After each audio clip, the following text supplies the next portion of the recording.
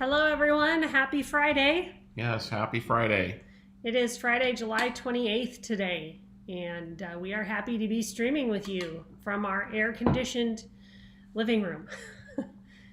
It heated up a bit in Omaha today and yesterday, but All week, really. we don't really have a lot to complain about in comparison to Phoenix, where apparently you can fall over and get a third-degree burn just by hitting the pavement or the asphalt. So we're not quite that bad. No. Though I was frying an egg yesterday, and I thought, and one of our kids was watching me fry the egg, and they said, "So you could do this in Phoenix right now on a sidewalk?" And I said, Yep. "Yeah, I think you could." And that was kind of a little Yep. unnerving. Yep, you can also fry it and cook a steak on a dashboard of a car. So just And that was Those- something that you learned about when you were When growing I- up in Virginia, when right? I lived in Richmond, 100 degrees, 100% humidity all summer. So yeah, Fry a steak on your Yeah. car. Yep. I don't know about that. on the dashboard. Yeah, On the dashboard. yep, Better make sure your dashboard's clean. yeah, no doubt. Well, Hello, everyone. We Yes, see hello, a few everyone. of you are joining. Let's see if anybody's. Yep, go ahead and talk to us in the comments if you want. Let us know where you're joining us from. If this is your. Hi, William. If this Hey, is your William. first time with us, welcome. We're glad you're here. And if you join us regularly, welcome back. yes, most definitely. Can't believe it's the end of July already. That's, yeah, Yeah. summer has flown by. It has, and we'll try to remember to share this at the end, but in case we forget, this is going to be our last live stream for almost a month. We are traveling, and so we will be back live on August 25th. Yes. Will be our next live stream. We're going to San Diego from Omaha, driving out to spend a couple weeks with Nicole's parents. She's an only child, so we like to get out there and check up on them and enjoy the ocean a bit as well. Hi, Ben. Hey, Ben. How's it down there in Kansas City today? I think y'all have been a little hotter than us up here. Yeah. Hopefully you're staying cool. Yeah, I'm a little nervous about, I think I said this last time, about going through Vegas. We're spending one night in Vegas on our way out there, and I'm a little hesitant to get out of the car. Hi, Ruby. Thanks for Ruby. joining us from Boston. Yes. Well, why don't we get started since we have a few people with us already? You want to go ahead and get started, Nicole? Sure. So Today is going to be a lot about ESPN. It is. Our first couple of stories are about ESPN. So if you don't like sports, sorry, just hang with us. We do have some other things coming up after this. But the first thing to know about ESPN is there was a rumor going around about Comcast maybe wanting to buy part of ESPN. Well, Comcast, it's helpful to know they own NBC Universal. And if you follow sports, you know NBC has a lot of sports. And so it was kind of interesting to think, could this become a new sports juggernaut? If they buy a stake in ESPN, they wouldn't be buying the whole thing. But Disney has been saying that it's looking for a partner, a strategic partner to help it take ESPN as a standalone streaming app, so that we could just buy ESPN directly rather than having to go through a live TV streaming service or a cable or satellite provider. So this is really interesting, and I thought it would have been it could have created some value for streamers had the two of them been able to join up, because that might give you everything on ESPN and everything on NBC. Sporting wise, that's compelling. But it doesn't look like that's going to happen. Comcast president Michael Cavanaugh said that Comcast probably won't be the partner that Disney's looking for. And that was in a Q2 earnings call. What he did say Comcast is looking at is its NBA rights, as well as the expiration of existing streaming deals that it has currently with Disney and Warner Brothers Discovery. He also acknowledged that he has been asked about speculation that Comcast might be interested in swapping its interest in Hulu to Disney for a piece of ESPN. We don't know. I mean, I think, who knows? Kavanaugh said it's very improbable that would happen. But, a lot of posturing goes on before a deal gets done. So we'll just have to keep following it and see. And then he reiterated or reaffirmed his own company's strength in sports, which includes Sunday Night Football, Big Ten, English Premier League Soccer, NASCAR, WWE, PGA, and the Olympics. So he doesn't think they need ESPN, right? I just think that's the party line that's being towed. We'll have to see. Yeah, I don't know what your thoughts on it are, John, but yeah, I don't know. It'll remain to be seen, especially once NBA deals comes up, and if NBC were able to take them back because they had them years ago, it could be compelling. But again, like you said, a lot of talk. So it'll be interesting to see what happens, and especially with Disney, they seem to be all over the place and can't decide what they want. They do. Or they do know what they want and are just using a bunch of smoke and mirrors for us. And so another piece of news about ESPN, this broke about an hour or two after we ended our live stream last week. And that is reports have come out that that Disney has held talks with both NBA, NFL, and I believe also Major League Baseball to take a minority ownership of the channel. And we've received questions from viewers asking, well, why doesn't someone like the NFL, who's sitting on so much, why don't they just go and make their own streaming service?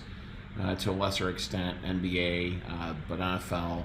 And really, I think a big part of it comes down to, if there's already the framework there, why don't they just get a partner to work with them instead of creating it themselves and spend that money? And we have to remember that many of the NFL owners are old men that are very wealthy, that don't want to part with their money.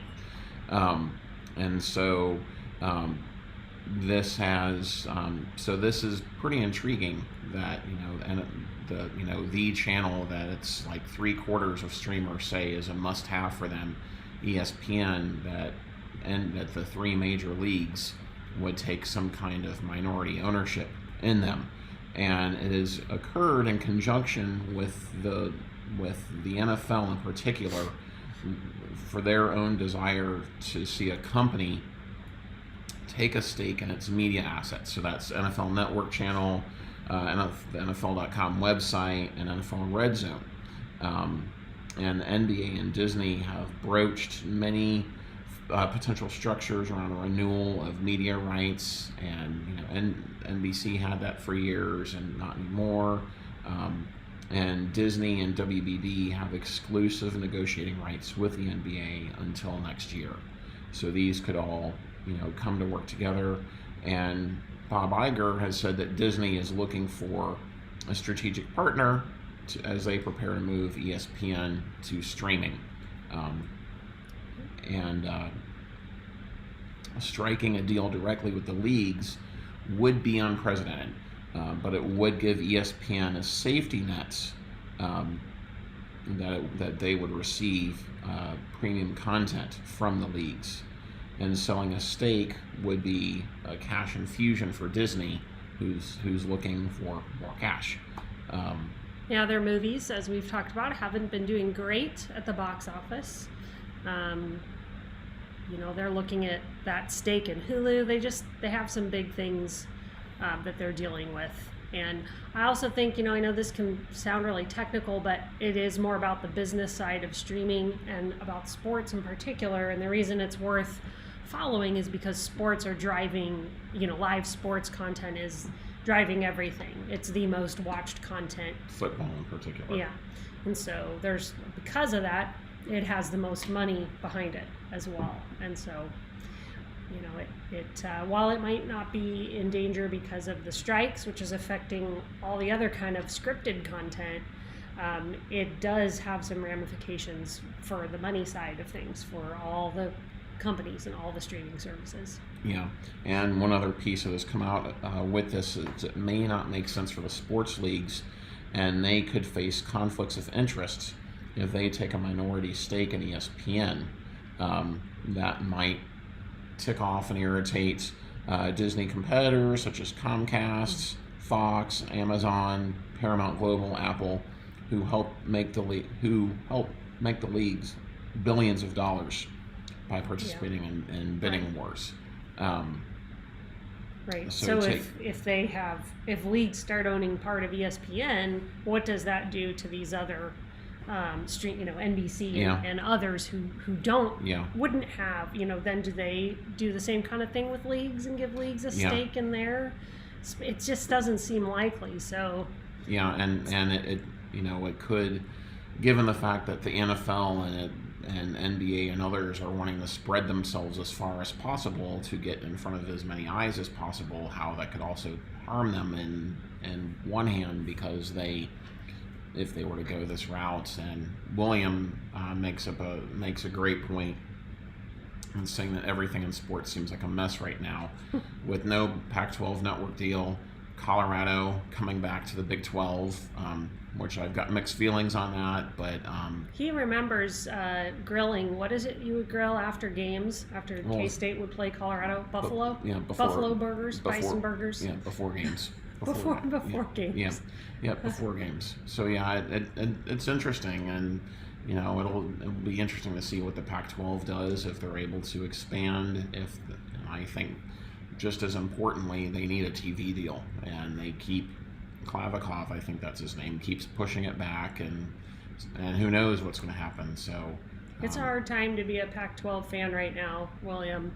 I think we felt that way not too long ago when OU and Texas left for the SEC. It was kind of like, what's going to happen to the Big 12? Is it going to fall apart? And now things are looking a little better, but there's a lot still up in the air with college football for sure. There is.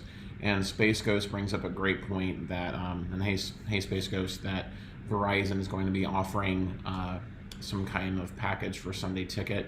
We are going to be touching on that here, and of course it came out after we filmed our video on questions about Sunday Ticket. But we are going to be covering that here in a few minutes. And even more unsurprisingly, there are all sorts of caveats to that deal. Yeah, there is. So we won't get into all of them, but we will take a look at it here in a few minutes. So why don't you move on to... Yeah, it's our last piece on ESPN, so if you're bored with sports, just hang in there. We're almost done. But this is just about ESPN not going anywhere. Let me get over to that window. So we have Disney, I think John mentioned, they've been sort of waffling about. Chairman Jimmy Pitaro said on Tuesday that it's not if, but when. And that's not the first time he has said that. That ESPN and its channels shift to DTC, or direct-to-consumer streaming. We know this. But he noted, this is why we want to bring it up, he said that when ESPN launches its standalone app, he said it will not leave pay TV distributors behind and nix the traditional TV model that has supported its business for so long. So, even as media companies are shifting towards streaming more, as more people cut traditional TV packages, cut cable, cancel the, kill the cord, cut the cord, kill cable, all those things, even while they're just hemorrhaging pay TV customers, the business is still a cash cow. I mean, they just make a lot of money there, and so they're not going to leave it behind for that reason. Right. If you probably not. If you're on our channel, you probably don't have cable, but just know that ESPN is going to find a way forward where it puts its brand everywhere, kind of like the way the NFL has done. They're not going to pull it off of. No. They're not. And so, to Space Ghost's point about seeing that Verizon is going to be offering some kind of ability to get Sunday Ticket, two things came out this week about Sunday Ticket that are going to be deals, basically. The first one that came out was that YouTube TV is going to be offering some kind of bundle discount. And Nicole has the Verizon thing up. Sorry, here we can look at that one. That's fine. They're going to bundle Max and Sunday Ticket to a special bundle combining the two. Mm-hmm. Pricing and what the package is going to look like. Thanks, Steve. Appreciate that. And yes, I'm thankful that Dan Snyder is gone as well. We do appreciate that. But Thank you, Steve. Yes, they're going to be offering some kind of bundled package, and we all have asked in previous weeks about sales for YouTube for Sunday Ticket on YouTube, and we have read speculation that something like this could indicate that the sales aren't progressing as YouTube would like, and so it's the point that they are looking for new ways, YouTube is, to have they need to make some of their money back. They need to make some of their money back. So it's $2.5 billion per year, up to that. And for Sunday Ticket. That's so much money. For Sunday Ticket. And so that's up from DirecTV. Remember, they paid $1.5 billion. So that's a lot more money that YouTube is paying. Yeah. They need to get some return on that. Yeah, and a rep from YouTube was asked, and he said pointedly they do not have any details on it yet, just that they're teasing it out there that it is going to be coming. So that is interesting to see. I don't know if they've identified some type of crossover between people that subscribe to Max, also like the NFL. Who knows? But it is interesting to see. There aren't a lot of sports on Max. No. There's definitely no football, so it could be filling a hole, and they could be looking at it that way. Yeah. But it's kind of interesting because it reminds me a little bit of the Discovery merger, and we found that there was like no crossover between the audiences for Max, or for HBO Max at the time, and Discovery Plus, and yet they pulled off that merger okay. And Discovery Plus is actually, we read today, weren't they one of the most profitable? No, most subscribers. Yeah. So they're still getting a lot of growth that way. Yeah. So, which I think, and then we'll get to this, I think that's because lots of people, Discovery has linear brands. So as people cut the cord, they're looking for a way to still watch HGTV content and Animal Planet content and all of that, and they can get that on Discovery Plus. That's my theory. And heck, your parents have cable and they have Discovery Plus. They do. So, yeah. So yeah, let's look at this deal that Verizon is offering, Sunday Ticket for free. And I think if you look at that headline, it's to select mobile and internet customers. Yes. And so it's I will read. I wrote it down because it's really, I think it's confusing. I went and looked at all of the fine print, and it's literally a whole scrolling page.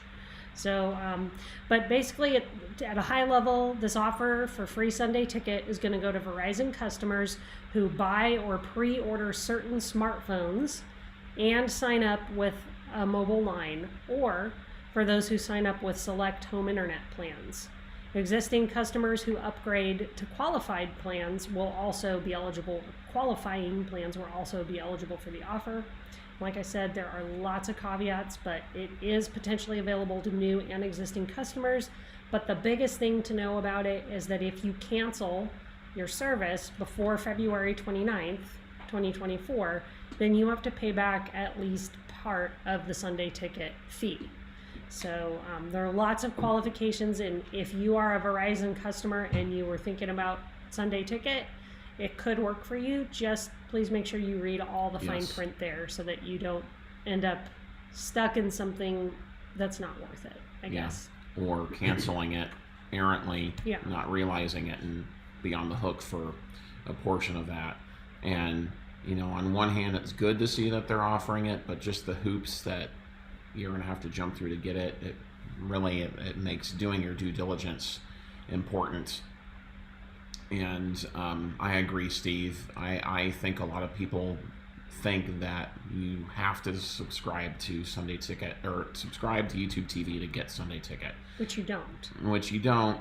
And we just recorded a video this week that'll be airing in the next couple of weeks while we're traveling, on questions about NFL Sunday Ticket.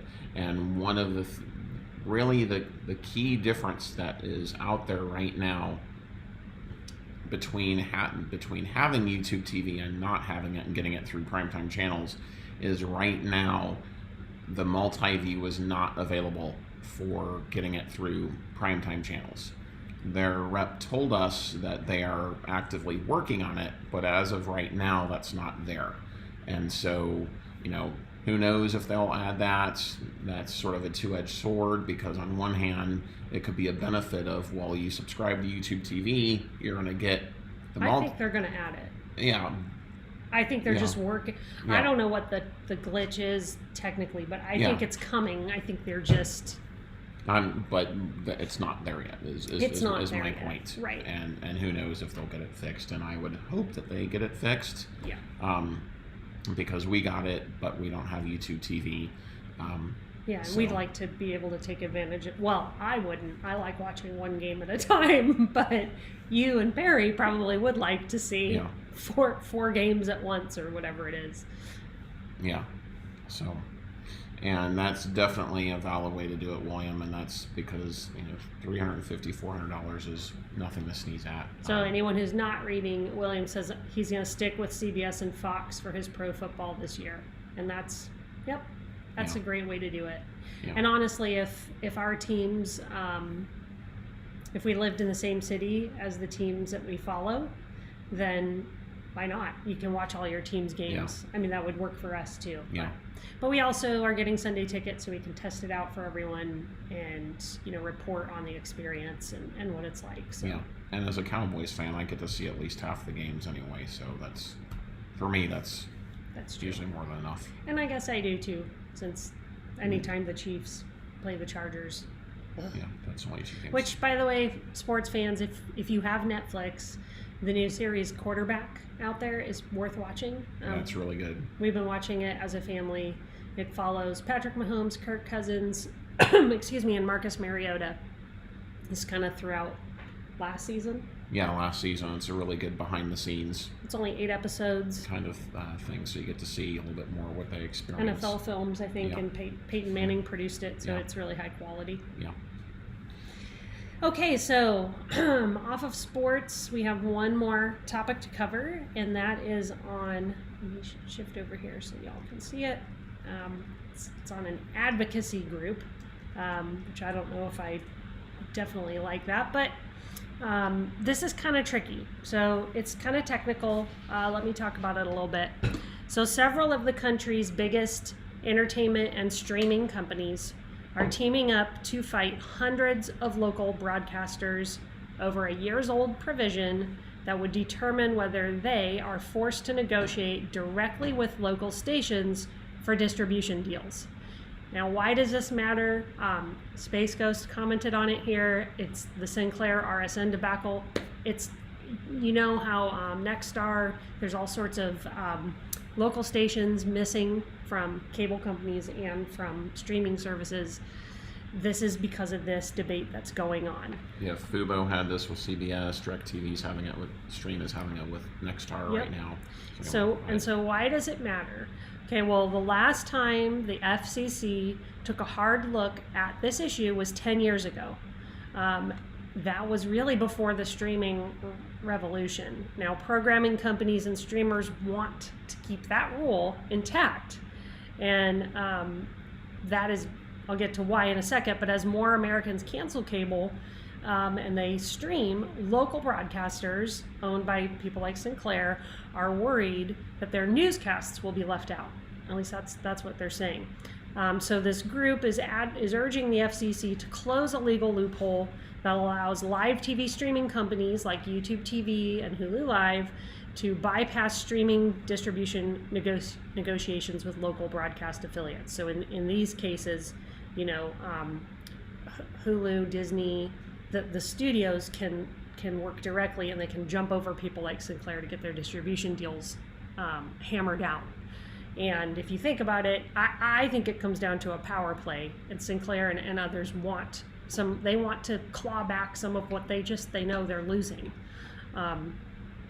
And so what's going on here is that they want the FCC to revisit its definition of what a TV provider is, to include streaming companies. And it makes sense that this should be addressed, because the landscape has changed enough that I think we can all agree that streaming companies are media and TV companies, and so it's And didn't you say, Nicole, the last time this was dealt with was about a decade ago? Yeah, and then when the FCC last debated these rules, there were fewer than 200,000 American households that subscribed to a digital live TV streaming service. Today, estimates are that number has grown from less than 200,000 to 17 million. So, I get it. The law needs to be updated a little bit there, the regulation. But there's been a counter coalition formed against the Sinclairs of the world with all the media companies of the world. They're calling themselves the Preserve Viewer Choice Coalition. And I mentioned this a few weeks ago that I don't think it's about our freedom of speech or choice. I think it's about money. And so, we'll see the regulatory provision that's being debated. It does force traditional live TV providers like cable and satellite firms to negotiate directly with local broadcasters like Sinclair. So right now, the law forces that.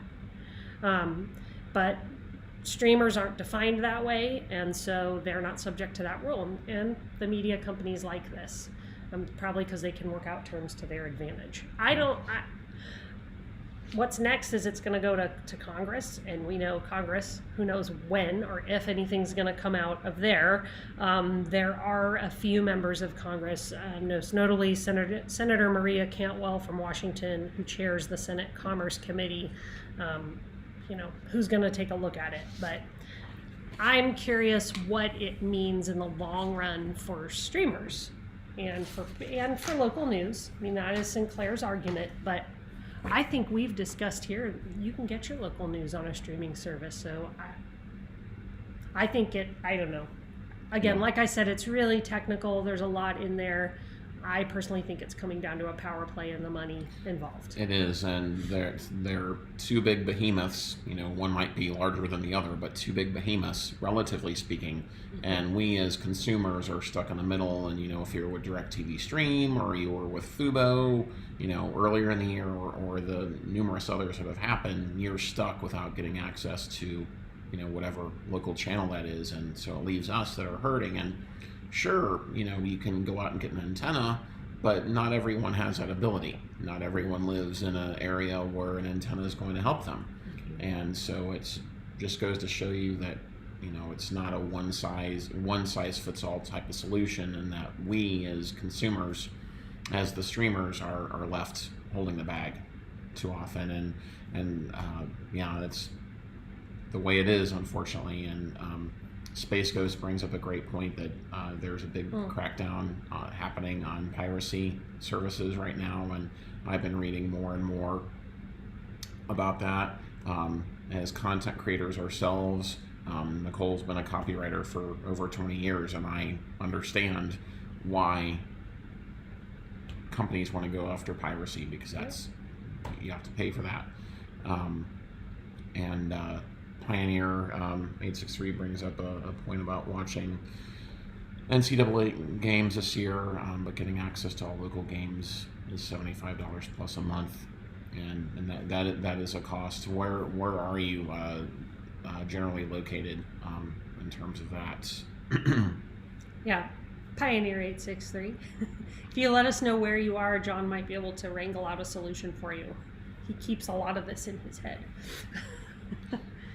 Yeah, that's and I understand, and that's part of the reason why we've been without live TV for a few months now, and here in about a month we'll move back to Sling so we can get what games are away games, since we have season tickets to K-State. Yeah. And that's the news that we have for the week. But we have a couple minutes left here, so if you have a question, it doesn't have to be about sports. It can be about anything related to streaming. Go ahead and put it in the chat, and we will answer it in this 5 minutes or so that we have left. And we did notice New York Times notification that so in Minneapolis, so Big Ten games, is that what you're looking for? Pioneer 863. Assuming so, but the Emmy Awards they look like are going to be pushed from September to January because the writers and actors strike, and we're working on a video right now for that, and it's interesting to say the least. It's very interesting. There's a lot of, as we were talking about, John mentioned me being a copywriter, we're talking about piracy. I can really sympathize with the writers here as I've been researching the topic more and understanding what they're asking for. It's easy to look at Hollywood and think, well, you're getting paid lots of money. What are you complaining about? But the way the writers, their contract, similar to this FCC rule thing, their contract expired. They make contracts every 3 years.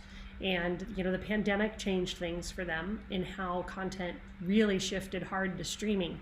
And their contract did not, it wasn't set up to pay them for that shift.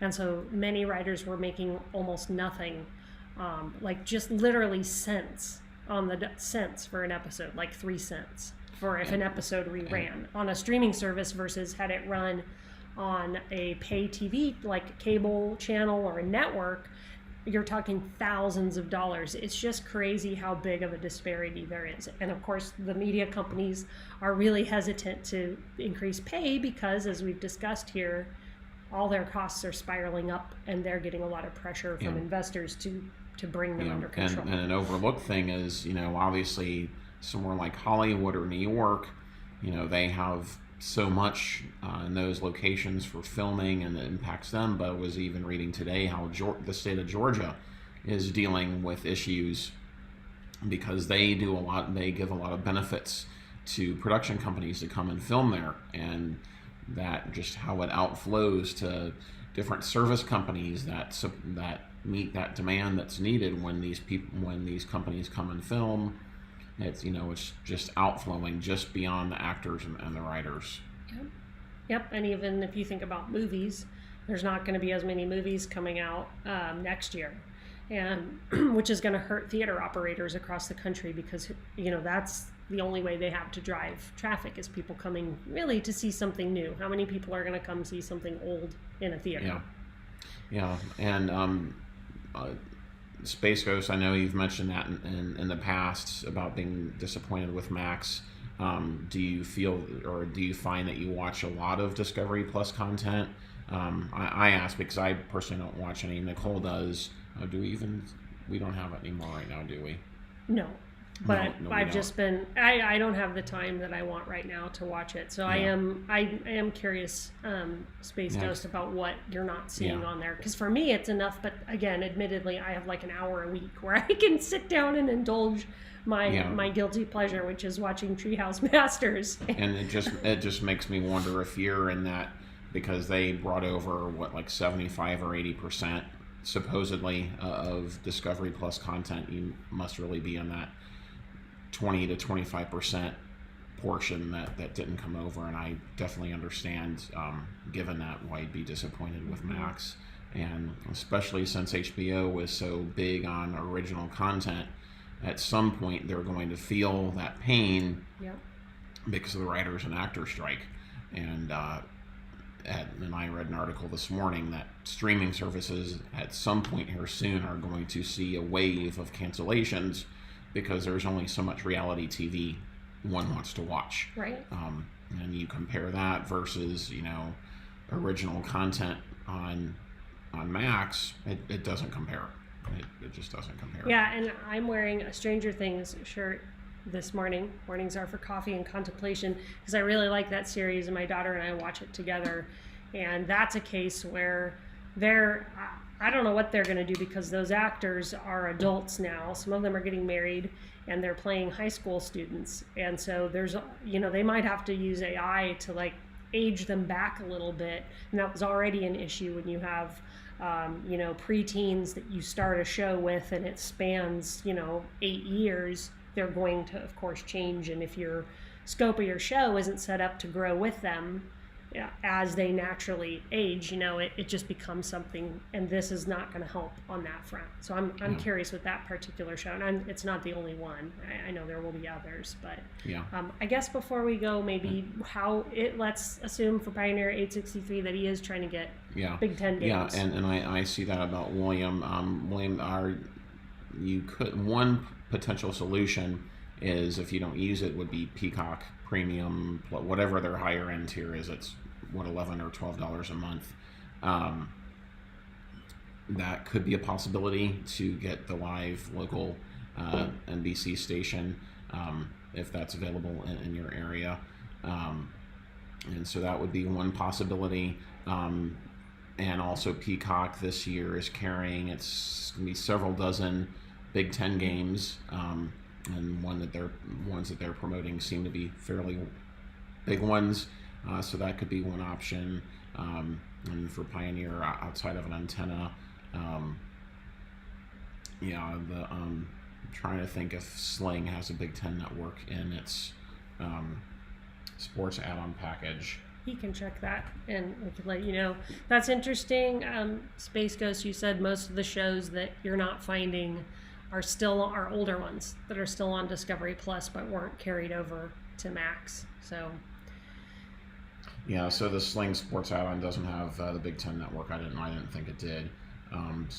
So I would look at Peacock to get some of the bigger games. Or an antenna. That's really only the most affordable option. But if you're a Golden Gophers fan, what do you do? Yeah, because I mean, we're kind of being K-State fans. Our games, they aren't always picked up by the major. I mean, rarely. We've had a lot of games on ESPN Plus, or FS1. Yeah, I think, right? But that's rarely available. I know. I'm just saying, it's unless you're a fan of a team like Ohio State or Michigan, it is going to be a little difficult, or Georgia or Bama, to get all your team's games for the cheapest price possible. Yeah. And one last question. The old turtle says it seems like Netflix's policy of banning account sharing is a success while other platforms follow.